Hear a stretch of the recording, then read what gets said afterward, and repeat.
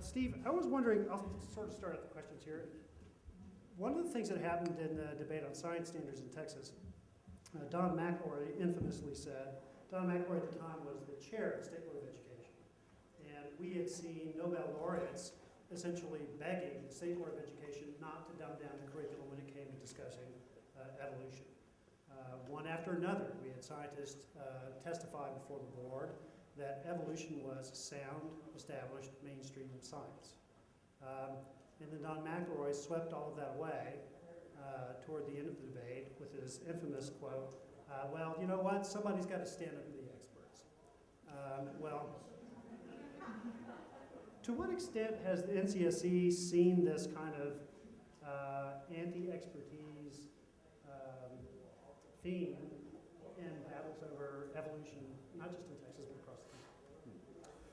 Well, I think we can see this sort of attack on professionalism, an attack on the idea of people being experts, going back at least as far as the Scopes trial, in which Williams, Jennings, Bryan argued that these outside people should not come in and tell the people how to run things.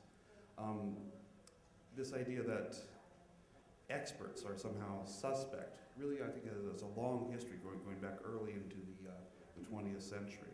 And it's not unique in Texas. It was rather startling to have Don McElroy come out and say it so bluntly that he saw himself as standing athwart history, yelling "stop" as the experts came on to tell him what the truth was.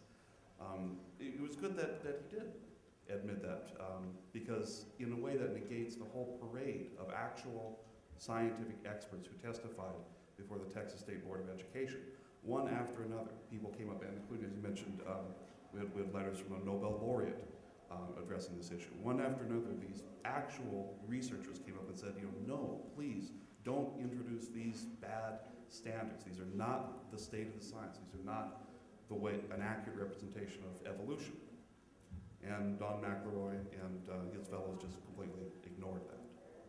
So I think going back to the Scopes trial, to the modern day, we can see this pervasive attack on the idea of professionalism itself.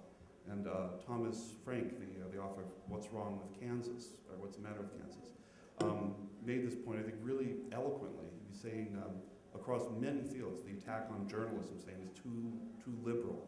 We can see that as an attack on the professionalism of journalism. For certain abortion issues, we can see that as an attack upon the medical profession. A lot of the rhetoric comes out, those evil doctors. And when we attack, or when creationists attack evolution, this is really an attack on the legitimacy of science itself. Michael, do you want to talk a little bit more about that, sort of this anti-intellectual strain? Just step on my feet, I got too much to say about this. In fact, I was calling up, this is one of the great missteps I thought some friends of mine in the academic left made back in the day. This is Andrew Ross from the book Strange Weather. I mean, Andrew Ross wound up being such so delegitimated as a commentator on the science because of the don't even get started. Here's the line. How can metaphysical life theories and explanations taken seriously by millions be ignored or excluded by a small group of powerful people called scientists? Now he's thinking of New Age remedies, he's thinking of alternative medicine. In the context, it's okay. He wasn't calling for people's astrophysics, right? Okay. Nevertheless, you can see where you can take that argument, and basically translate it exactly into McElroy. I don't think that needs to be translated. I think you just do it word for word. And this attack on expertise is especially difficult to head off for me for two reasons. One, I teach at a public university. Two, I consider myself a person on the left. Let me deal with two first.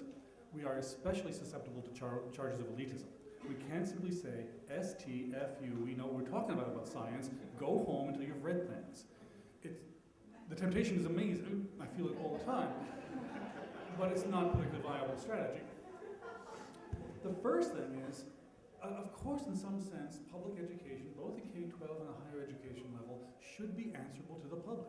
But as the way I like to put it is, that doesn't mean that the content of a science education depends on how many people in the state believe in angels. All right?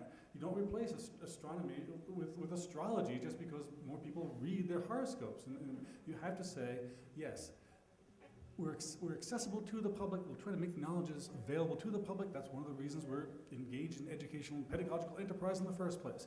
But no, these knowledges are not up for vote by plebiscite. You don't get to have an opinion about evolution just because you stayed at Holiday Inn Express last night.